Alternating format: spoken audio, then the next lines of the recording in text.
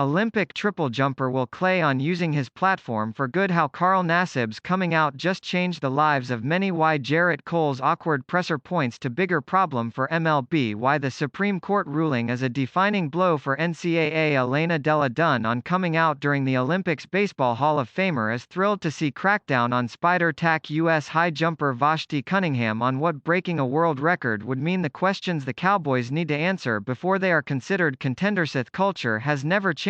Carly Lloyd on USWNT's ability to consistently dominate 50-47. Here's how long Tom Brady sees himself playing. Tom Brady's advice to Aaron Rodgers on his current situation. NBA rookie surprises mom with new. Carmichael Johnson on how COVID has affected track and field. Olympic hopefuls Urban Meyer mum on naming Trevor Lawrence starter. He's not ready yet. NFL gives Super Bowl tickets to hospital workers. Load error. The men's and women's floor exercises are fundamentally similar, but the artistic performance aspect of the women's discipline is missing from the men's. Both events require athletes to complete challenging tumbling passes and acrobatic elements across a spring floor. However, the women's routines are 90-second compared to 70 seconds for the men's because the women's event is set to music and includes dance and other performance elements in between passes. In the men's floor exercise, athletes simply progress directly from one skill to another, and there is no music. When the modern Olympics began in 1896, only men competed, and gymnastics was only about demonstrating strength. When women's gymnastics was introduced in its current form in 1952, music was added to feminize the event. The vault is the one element that is nearly identical between both men's and women's gymnastics. Athletes take a running approach to vault over a table and perform flips and twists in various positions in the air before attempting to stick the landing. Both disciplines use the same table, and it is not uncommon to see women and men compete the same skills. Biles-Yurchenko double pike is just one example.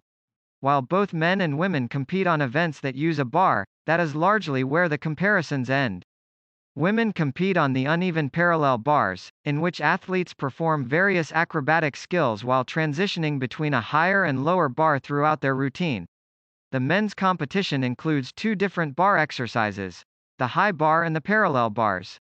The high bar has similarities to the women's uneven bars, as women will perform similar skills around the higher of their two bars to those competed on the men's high bar. The high bar simply lacks the transition skills that are key in uneven bar routines.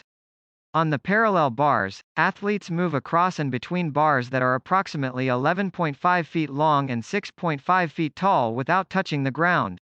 The exercise emphasizes strength holds and positions over acrobatics. The balance beam is the final remaining event on the women's program, and it does not have an equivalent in the men's competition. In the discipline, women perform tumbling, acrobatics and dance elements on a beam that is just 4 inches wide. There is no explicit reason why men do not compete on the balance beam. While the women's program contains only 4 disciplines, men compete in 6. The two events without any comparison in the women's competition are the pommel horse and the still rings, both heavily reliant on the upper body. On the still rings, gymnasts hold onto 2 hanging rings and perform various strength skills that include swings and holds like the iconic iron cross, where athletes hold their arms parallel to the floor. In the pommel horse, athletes swing themselves around and across the apparatus using only their hands to hold themselves up. However, the event does not require strength holds like the parallel bars or the still rings.